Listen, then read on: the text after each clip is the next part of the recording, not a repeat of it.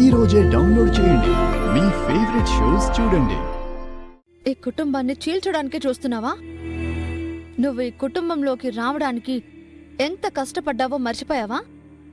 నీ గురించి ఇప్పుడు నిజం తెలిసినా నిన్ను బయటకు గెంటేస్తారు. అది గుర్తుపెట్టుకో. అయిపోయిందా నీ సోది? ఇంకా ఆపుతావా? నా గురించి నిజం తెలిస్తే కదా. నేను తెలియనివ్వనుగా. నువ్వు ఎక్కువ ఫీల్ అవ్వకు. నీ ఫిలాసఫీలన్నీ నాకు చెప్పకు. నేను ఇంటికి వచ్చిందే రమాదేవి పొజిషన్లో కూర్చోడానికి, ఆవిడ కింద బ్రతకడానికి కాదు. అందుకోసం ఏమైనా చేస్తావా? నేనేం చేయలేదే పిచ్చిదానా. నాకొచ్చిన అవకాశాన్ని ఉపయోగించుకుంటున్నానంతే. నీకెందుకో అవకాశం వస్తుంది. నువ్వే సృష్టించుకుంటున్నావు. నువ్వు చెప్పిందే గాని నేను చెప్పేది ఎప్పుడు విన్నావు కనుక. నువ్వు చేస్తున్నవన్నీ తప్పులైనప్పుడు ఎలా వింటాను? తప్పులని నువ్వు అనుకుంటే నేనేం చేస్తాను? నీ కర్మ అని వదిలేస్తాను. నువ్వు చేస్తున్న కర్మలకి మేం అనుభవిస్తున్నాం కదా. అది మీ కర్మ. అంతేకాని నీ దారిని మార్చుకోను అంటావు. ఎస్, నా దారికి తెచ్చుకుంటాను. చూడు చామంతి, మనకి ఛాన్స్ వచ్చినప్పుడు యూజ్ చేసుకోవాలే కానీ చేతులు కట్టుకొని చేత కానట్టు ఉండకూడదు. చేసుకుంటూ పోవాల్సిందే. చేస్తాను. చూడు, నువ్వు తీసుకునే ఈ నిర్ణయం వల్ల ఇంట్లో పెద్ద పెద్ద గొడవలు, రాద్ధాంతాలు జరిగే అవకాశాలున్నాయి. వాటన్నింటికి నువ్వే కారణమవుతావు. అయితే అవని నాకేంటి? నేను అనుకున్నది నేను సాధించాలి. నాకు అదే కావాలి. ఏది జరిగినా నాకు నథింగ్. ఎవరు పోయినా ఐ డోంట్ కేర్.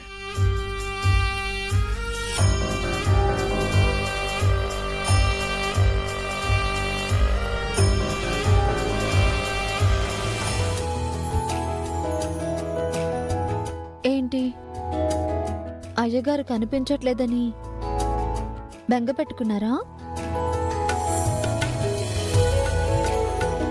అయ్యగారికి బాలేక మీ బాగోగులు చూసుకోలేకపోయారు. అయ్యగారు త్వరగా కోలుకుంటారు.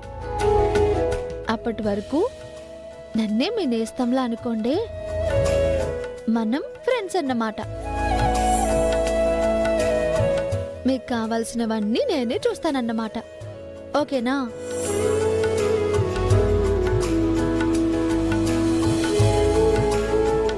ఏంటి తులసి, హుషారే లేదు?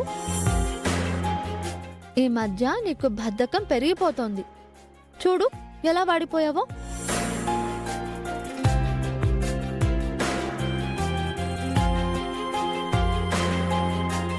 అయ్యో కాదా, ఈ తాడిలా ముడిపడిపోయింది. ఉండి తీస్తాను.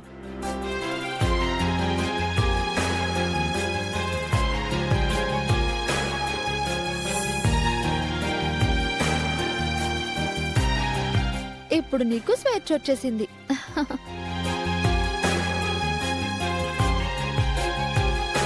నువ్వేంటి రోజమ్మా, ఇంకా లేవలేదా? పడుకునే ఉన్నావా? నువ్వు సేమ్ మా అక్కే. ఇద్దరు ఒకే పేరు పెట్టుకున్నారు. కాకపోతే మా అక్కకి నీకు తేడా ఏంటంటే నువ్వు అందంగా కనిపిస్తావు, అది అందంగా కనిపిస్తూ లోపల ఎలా మోసాలు చేయాలా అని చూస్తూ ఉంటుంది. సరేలే, పొద్దు పొద్దున్నే దాని గురించి మనకెందుకులే కానీ మీకు నీళ్లు పోస్తాని. ఆడువారి మాటలకు అర్థాలే వేరులే, అర్థాలే వేరులే, అర్థాలే వేరులే. నువ్వు నేను వేరవం.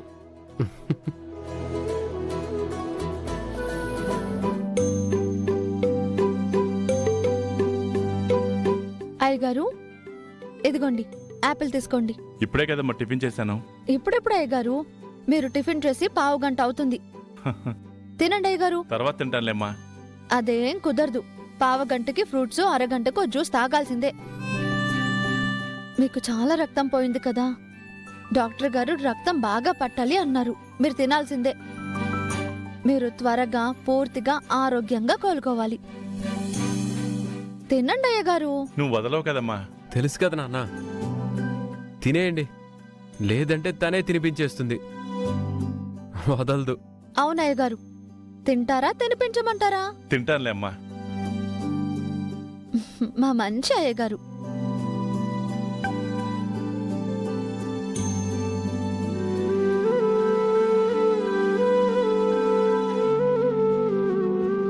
ఏమైంది అయ్యగారు, అలా ఆగిపోయారేంటి? ఏం లేదమ్మా, మొక్కలకి 2 పూట్ల నీళ్లు పోసి వాటి బాగోగులు చూసుకునేవాడిని.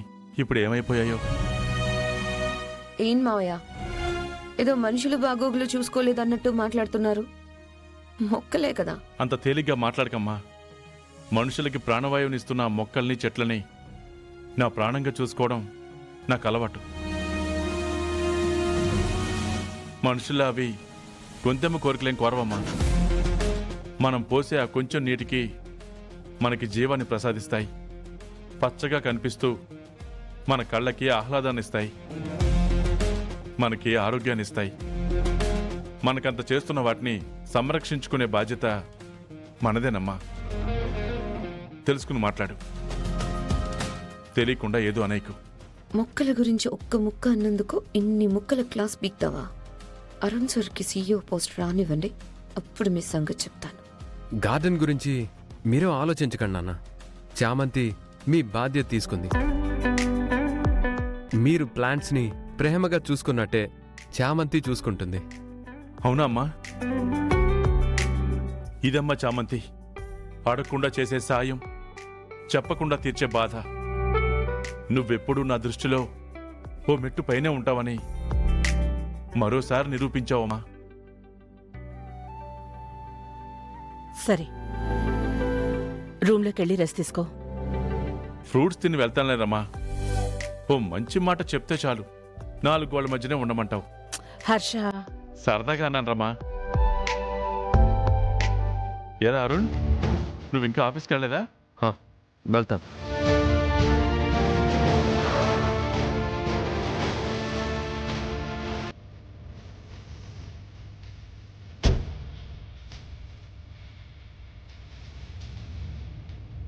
ఎవరు వచ్చినట్టున్నారు?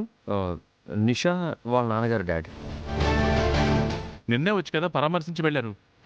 సర్లే హర్ష, ఈరోజు రాకూడదా ఏంటి? డాడ్, స్మూత్గా పని అయిపోవాలి. కర్ర విరగకూడదు, పాము చవ్వకూడదు. అది నువ్వు నాకు చెప్పాలా అమ్మా? పద.